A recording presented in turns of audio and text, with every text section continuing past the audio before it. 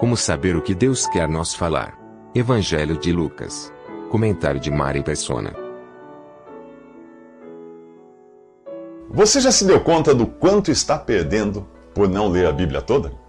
Quando a lemos, a nossa mente é abastecida de expressões, princípios e significados que serão usados depois pelo Espírito Santo no momento oportuno para entendermos o que Deus quer nos falar. Veja, por exemplo, a passagem de Lucas 9, 57 a 58.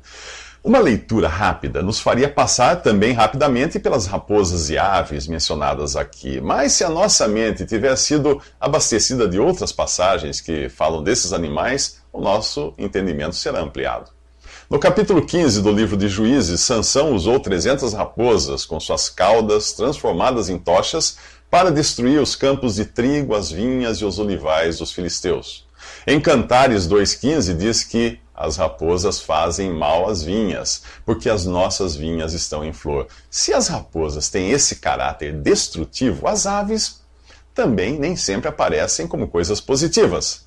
No capítulo 13 do Evangelho de Mateus, elas são os agentes de Satanás que arrebatam a semente à beira do caminho e depois aparecem confortavelmente aninhadas na grande e corrupta árvore da cristandade, que nasceu da pequenina semente de mostarda.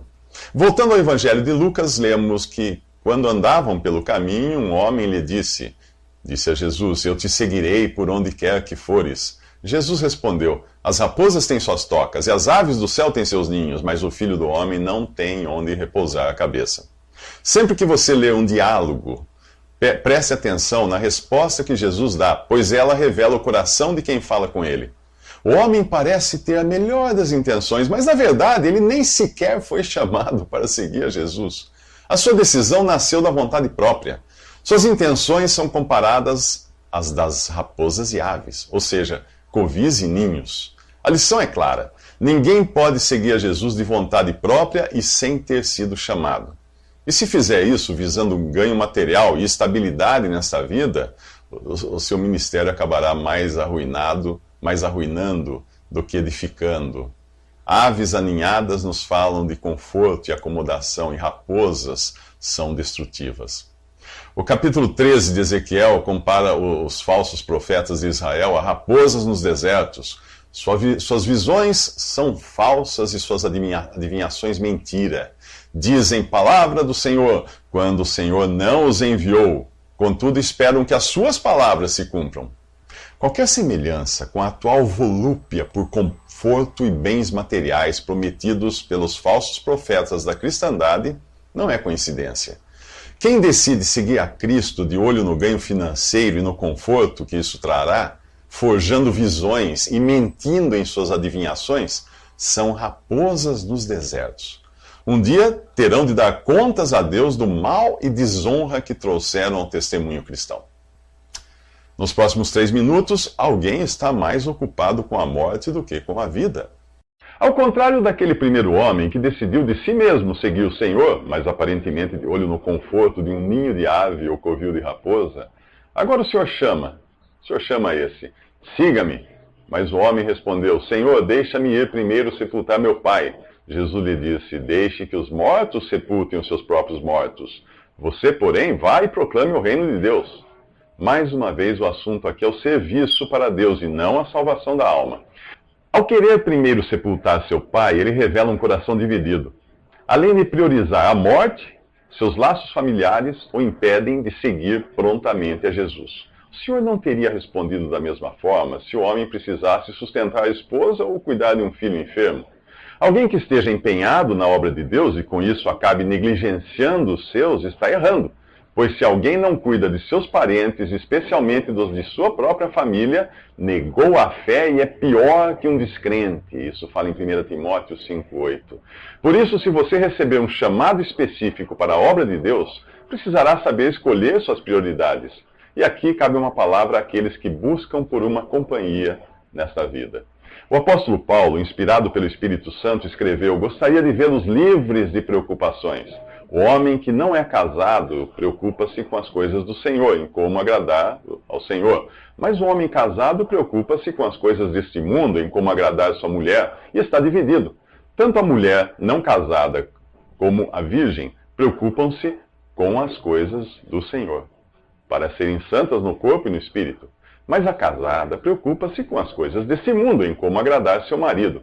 Estou dizendo isto para o próprio bem de vocês, não para lhes impor restrições, mas para que vocês possam viver de maneira correta, em plena consagração ao Senhor. Se você quiser ler o texto todo, vá a 1 Coríntios, capítulo 7. Ele não está condenando o casamento, mas alertando para que nossas escolhas sejam feitas tendo em vista o quanto pretendemos nos dedicar ao Senhor. Os casados assumem a responsabilidade de cuidar de seus cônjuges e não podem negligenciar isso. Deus pode abençoar muito um casal cristão em sua obra, mas o mesmo não se pode dizer de um crente que busca por um cônjuge descrente. Ao colocar-se em julgo desigual com o incrédulo, você estará acrescentando tristezas e frustrações à sua vida e ocupando-se com coisas que são ocupações de mortos. A resposta de Jesus àquele que queria sepultar seu pai primeiro traz também outra lição. Deixe que os mortos sepultem os seus próprios mortos. Você, porém, vai e proclame o reino de Deus. Existem atividades que somente um salvo por Cristo pode fazer nessa vida, enquanto outras podem muito bem ser executadas por incrédulos. Pense nisto quando for escolher as prioridades para a sua vida. Nos próximos 3 minutos, o perigo do sentimentalismo. Assim como aconteceu com o primeiro homem, o terceiro, além de não ter sido chamado por Jesus, está igualmente errado em suas prioridades. Ele diz: vou seguir-te, Senhor, mas deixa-me primeiro voltar e me despedir da minha família. Jesus não quer que desprezemos nossa família, mas deseja nos ensinar que não podemos perder o foco. Se você tomou a decisão de servir a Jesus, todas as pendências já deveriam ter sido resolvidas de antemão, para não precisar voltar atrás. Lembre-se de que o assunto aqui não é a salvação eterna, mas o serviço do cristão. Ninguém que põe a mão no arado e olha para trás é apto para o reino de Deus, diz Jesus ao homem ocupado com despedidas. Sentimentos são importantes, mas o sentimentalismo não tem lugar entre aqueles que sabem que estão de passagem por aqui. Quando no final de sua provação Deus deu em dobro a Jó tudo o que havia perdido, não deu o dobro de filhos, mas um número igual ao que Jó tivera no princípio. Jó podia ter perdido gado e bens materiais, mas seus filhos que morreram não estavam perdidos. Ele iria encontrar-se com eles e aí efetivamente Jó terminaria também com o dobro de filhos. As despedidas nesta vida, entre os que creem em Cristo, não têm o peso de tristeza e aflição das despedidas entre incrédulos, que nunca sabem se voltarão a se encontrar. Enquanto o céu é um lugar de paz, alegria e regozijo coletivo, com milhares de milhares juntos louvando a Cristo, o lago de fogo é um lugar escuro e solitário.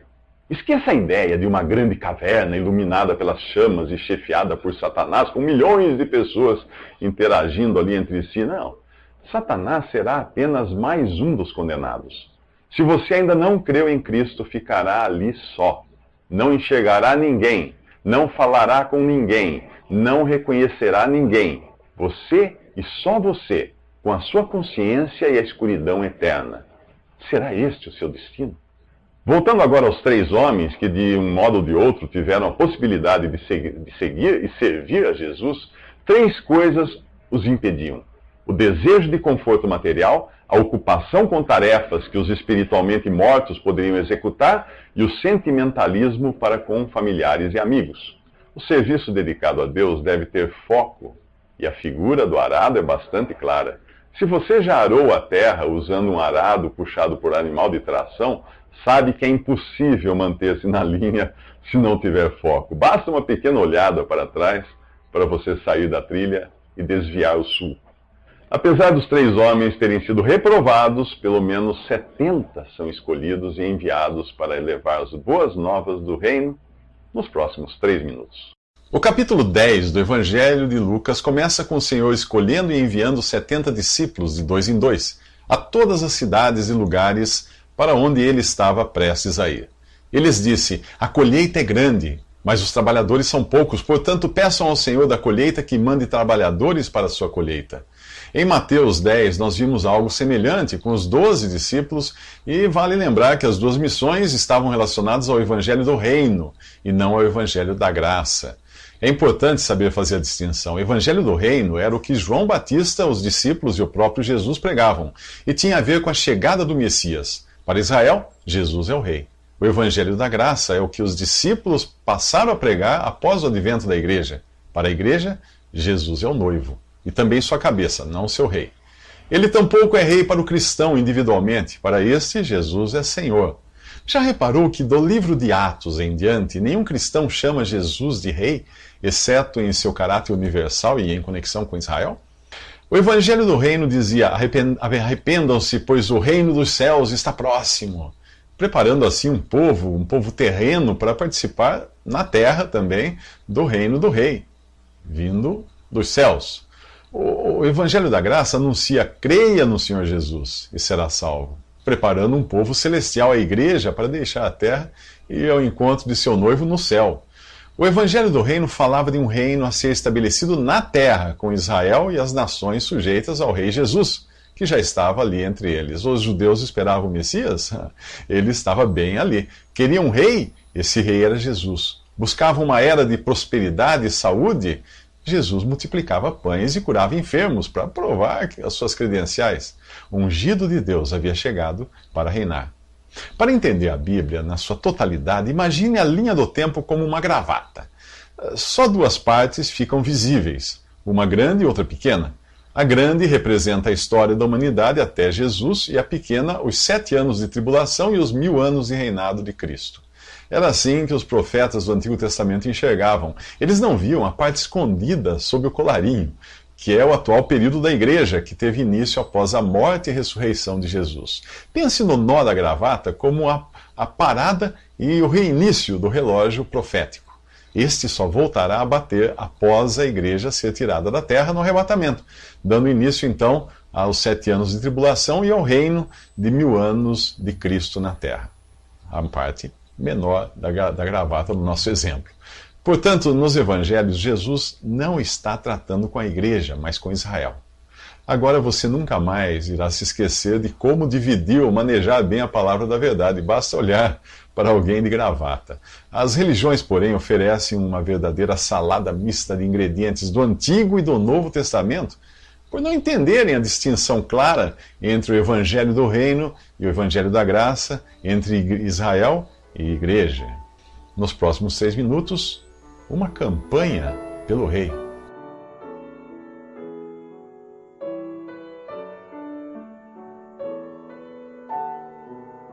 Visite Respondi.com.br. Visite também 3minutos.net.